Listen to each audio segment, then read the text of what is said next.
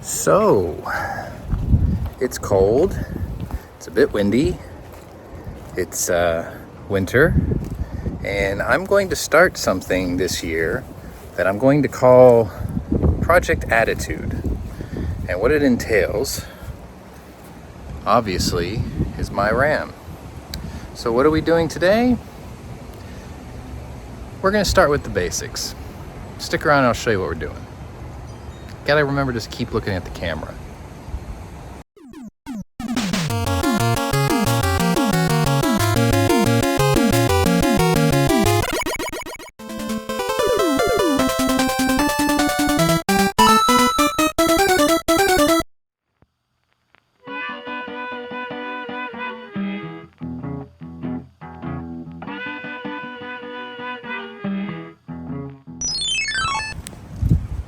Well, if it wasn't obvious, we're going to do brakes. And this is basically a how to do your brakes if you own a 4th gen Dodge Ram. I'm going to do a minor upgrade. It's something I do to all my vehicles when I first buy them. And that is upgraded brake rotors, slotted, drilled, and powder coated. Really nice. And ceramic pads with all the hardware. So, I got air ride, by the way, as you can see. And what you want to do before you start this project is you want to go into your radio, go to settings, go to suspension, and enable tire jacking mode so it shuts off the air suspension sensors so it doesn't make your ride try to level out. So, first thing we had to do, after we took the wheel off obviously, is there's these little retaining clips here, and they go all the way up against the rotor. I'm not a fan of these. Oops. I'm not really a fan of these. But I don't like the taper-headed screws if you remember the Honda AutoShack or Pilot video. So I can live with this. And the way I got them out was I took these wire strippers like this and I just kind of bit down on these little wings and pulled slightly until I can get my finger behind it. And I kept pulling on it with one hand and wiggling it with the other until I got all the way out, because we're going to reuse these. There's 2 of them.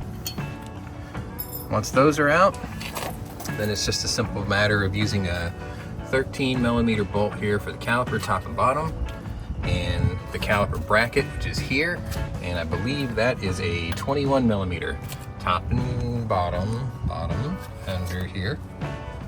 And then we'll get the caliper off and I'll give you a still shot of all this disassembled to where you need it.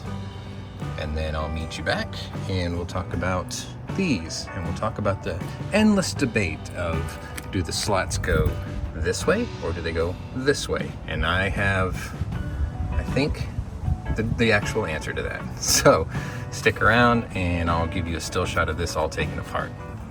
Remember, this is just a how-to. Project Attitude for this truck, I'll go into it at the end, maybe, but this is stage 1. I always do the brakes first, because if you add power adders or suspension upgrades or anything, you need to be able to stop it. And right now, I'm running a 34 1150 Terragrappler, but eventually I'm going to be running a 37 1350, so it's going to add a lot of extra rolling weight. All right, back to work.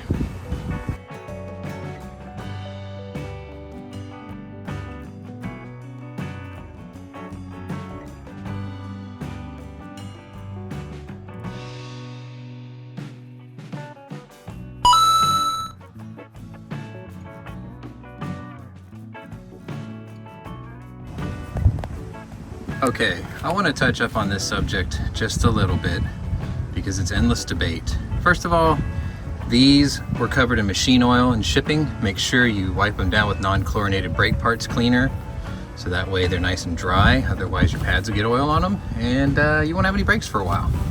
So I went ahead and did that. Here's the debate. Slots. There's the front of the truck, there's the back of the truck. Wheels generally turn this way in a forward movement. The holes are to give you a place to vent the air, because there's a cushion of air between the pad and the rotor under hard braking. This allows the air to pass through. When you get on these brakes pretty hard, you'll hear a roaring sound, actually.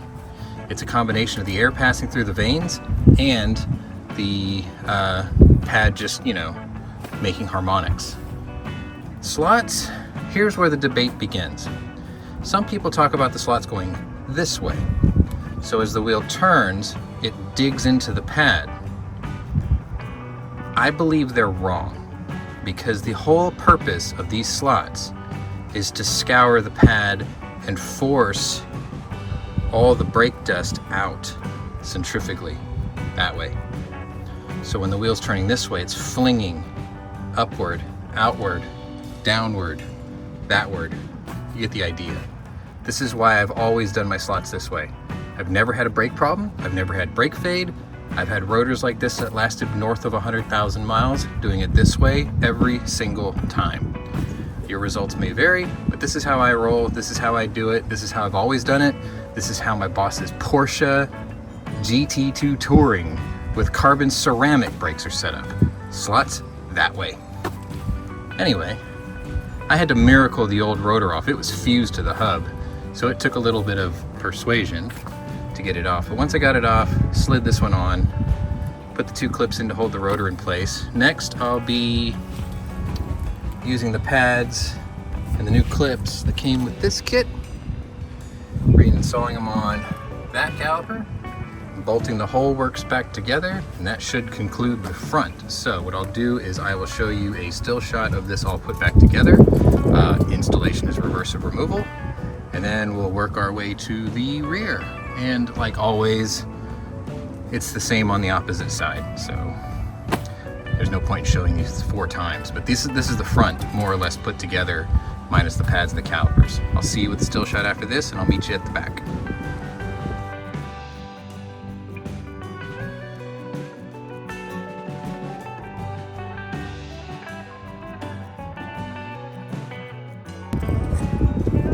And here we are at the rear.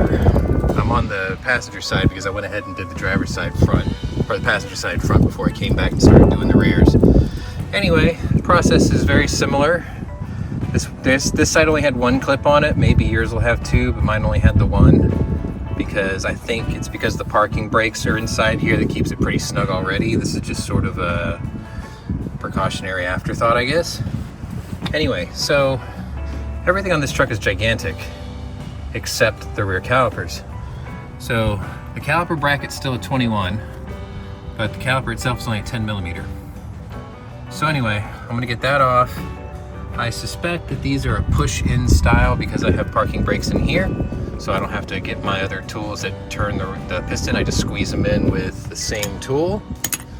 And I will give you a still shot with this disassembled. And then if I have any surprises, I'll cut in. Otherwise, I'll show you reassembled. There's really nothing to this.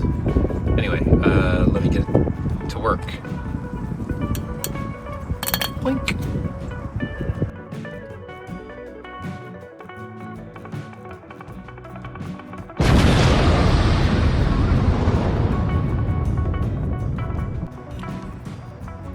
There it is. Rear brake's done. To the asshole who owned my truck before me,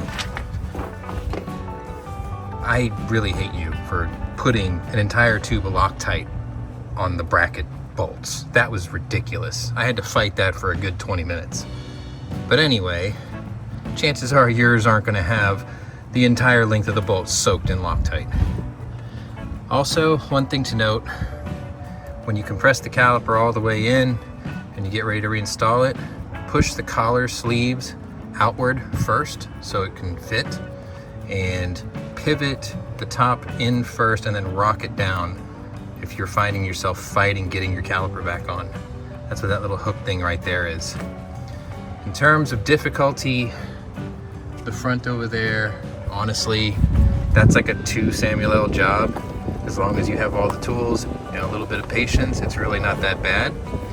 The rears, if you have some jerk-off owner, previous owner, who Loctited the whole goddamn bolt, then probably a 4 Samuel L. job. Not really. This rear, honestly, that's a 2 Samuel L. job too, because chances are yours not going to have that problem. Everything goes back together nice and easy, comes apart nice and easy. You don't even need a lot of tools to do this job, but I will link you what I did use. One other thing to note is when you take this off, you might want to go ahead and spray down the emergency brake pads, non-chlorinated brake parts cleaner. just to get the rust dust off of them, wipe them down. I did wipe down the rotors also to get the machine oil off from shipping, and I put the one clip back on. So this is the first stage of project attitude for this truck. I originally intended on putting 2-inch wheel spacers on here to kick these tires out a little further and put wheel arches in, but I think I might have another set of wheels coming, so I may not have to do that. But ultimately this was stage 1.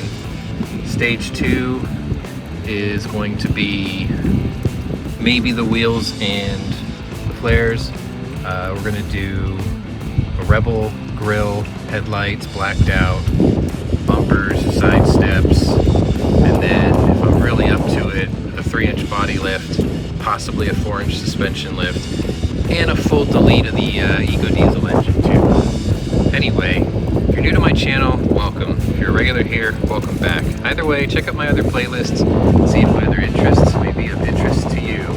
If it was a bit windy in the audio, I apologize, but this was the only day I had of fair weather to do this because it is the end of January. So anyway, thanks for watching. Hit like, maybe share, subscribe, and we'll see you on the next one.